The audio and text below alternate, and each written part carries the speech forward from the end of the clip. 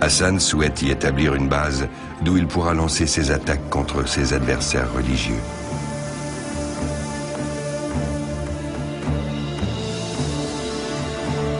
Il trouve enfin ce qu'il cherche au cœur de l'Elbourz.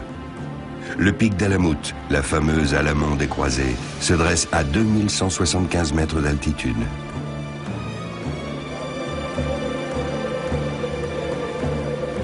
Alouhamout, le jugement de l'aigle. Son nom lui fut donné par un roi dont l'oiseau de proie venait de se poser sur le plateau.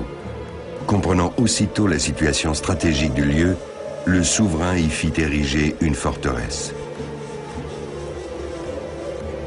Hassan envoie ses fidèles au sommet de la falaise pour convertir la garnison. Puis, il aurait proposé un marché à son chef. « Vends-moi la partie du château que peut contenir la peau d'une vache. » Devant le commandant médusé, un des compagnons de Hassan découpe la peau en bandelettes, qu'il relie pour en faire une longue bande. Le mur extérieur de la forteresse se retrouve ainsi entièrement encerclé. Grâce à ce stratagème, l'Ismaélien s'empare de la citadelle. Voilà pour la légende. La vérité est tout autre. En réalité, la forteresse change de main contre 3000 dinars or offerts par un généreux donateur. Peu à peu, toute la région tombe sous la coupe de Hassan, qui répand partout le message de la justice. Il ne faut pas longtemps à ce fin stratège pour mettre sur pied une infrastructure efficace.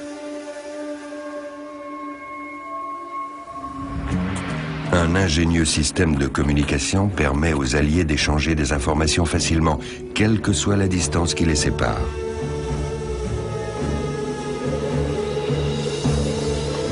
Depuis les différents avant-postes, ils s'envoient des signaux lumineux ressemblant à du morse. En cas de danger, c'est un système d'alerte précoce fort utile. L'armée ismaélienne s'empare de 70 châteaux, par conquête ou par ruse.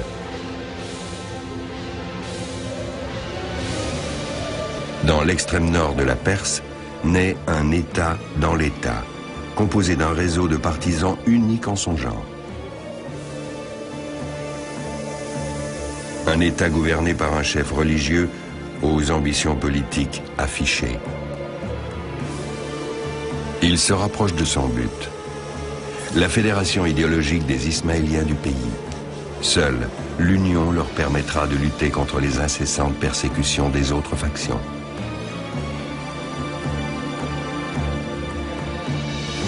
Du nord au sud, d'est en ouest, Hassan ibn al-Sabah étend son bras protecteur sur toutes les communautés ismaéliennes.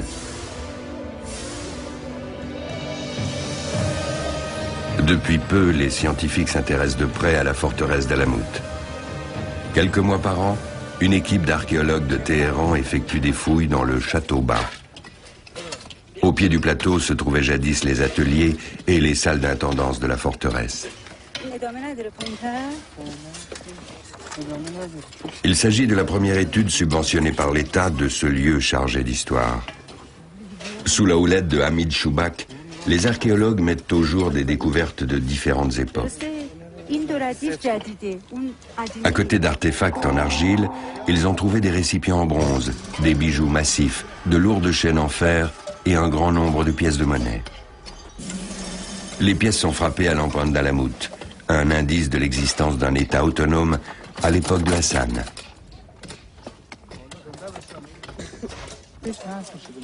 L'accès au château haut a déjà été déblayé.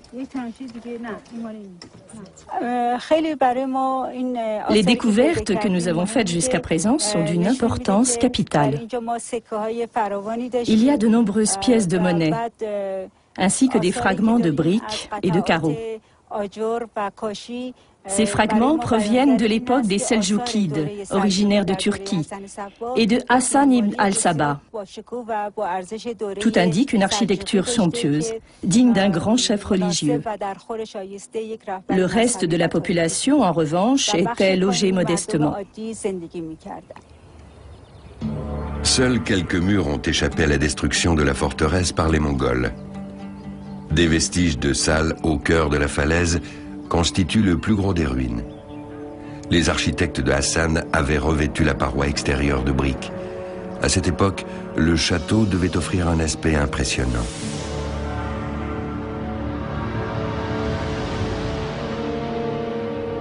La forteresse est habitée par environ 200 hommes, ravitaillés par les paysans de la vallée de leur plein gré.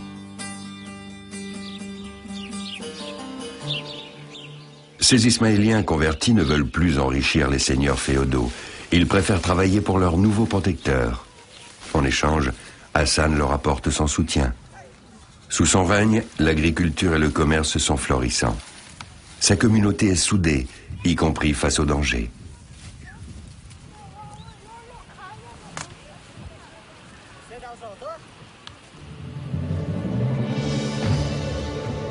À l'extrémité des plaines fertiles, à environ 34 km d'Alamout, la secte possède un autre nid d'aigle quasiment inexpugnable.